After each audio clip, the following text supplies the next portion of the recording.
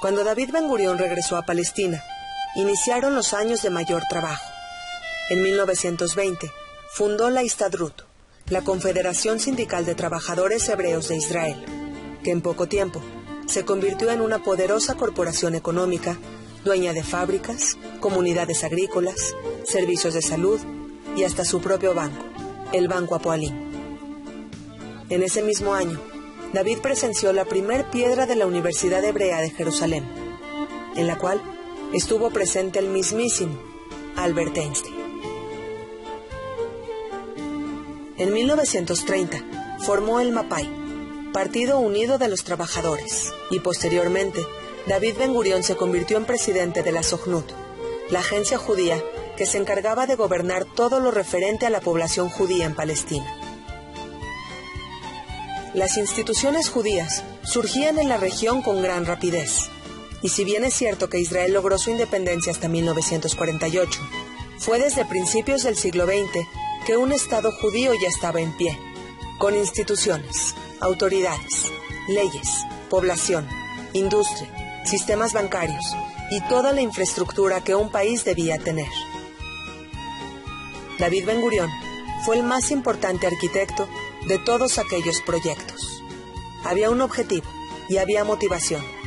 Había un país que se encontraba en proceso de construcción. Un país que en gran medida fue logrado por el sabio liderazgo de David Ben-Gurión. Pero el proyecto sionista no fue aceptado por todos. Los palestinos árabes no tardaron en demostrar su inconformidad y la violencia se comenzó a desbordar.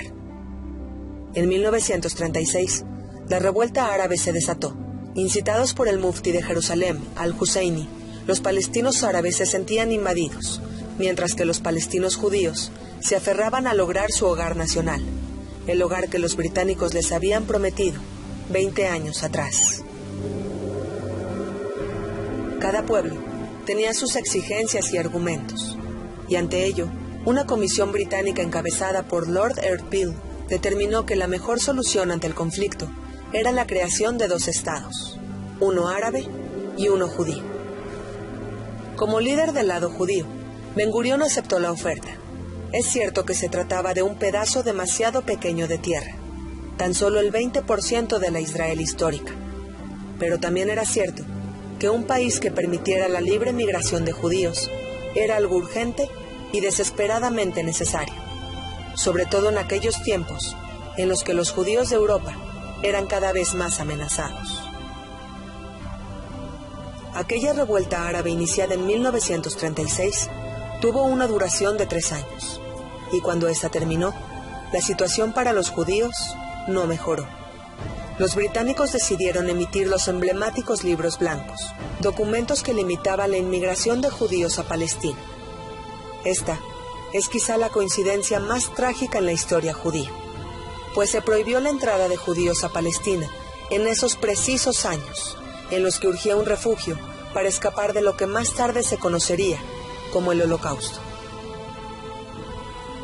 Los judíos europeos comenzaron a ser deportados y asesinados, mientras que los británicos les imposibilitaron salvar sus vidas cerrándoles el paso a Palestina. Los desafíos se duplicaron. La existencia de un país judío dejó de ser una ideología nacionalista para convertirse en algo desesperadamente necesario. Ante el monstruoso escenario, David Ben-Gurión dijo: lucharemos contra Hitler como si no hubieran libros blancos, y lucharemos contra los libros blancos como si no existiera Hitler. Finalmente, y con resultados desastrosos, la Segunda Guerra Mundial terminó. 1/3 de la población judía de Europa fue asesinada.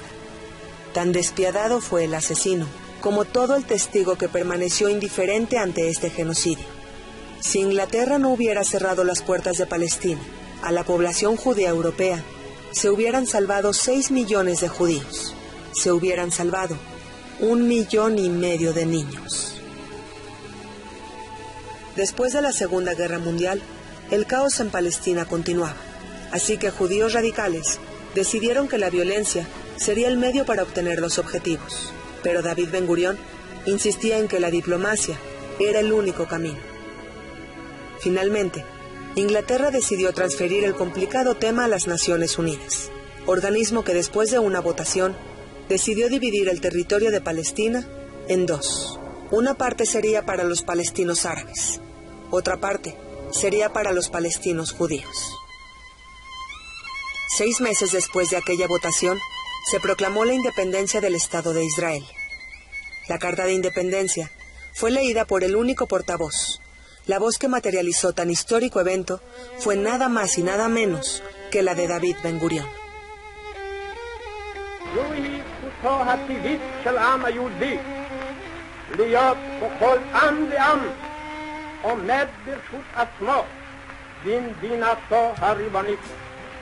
אשר תפתח לרווחה את שערי המולדת לכל יהודי ותעניק לעם היהודי מעמד של אומה בת זכויות בתוך העמים. Pero el festejo duró poco, pues 5 países árabes vecinos atacaron simultáneamente con la intención de desaparecer al recién nacido Estado judío. En medio de una guerra en curso, se llevaron a cabo las elecciones en el Estado de Israel, en las cuales David Ben-Gurión salió electo como primer ministro y como ministro de Defensa del Estado de Israel. Desde ese cargo, se mantuvo siempre al frente, siempre firme y valiente. Insistió en unir a todos los grupos combatientes judíos bajo un solo cuerpo militar, pues tenía claro que solo un ejército unido podría enfrentar a 5 países árabes vecinos. La guerra terminó en marzo de 1949. El Estado de Israel logró sobrevivir, pero el futuro no sería fácil, pues nuevos retos estaban por venir.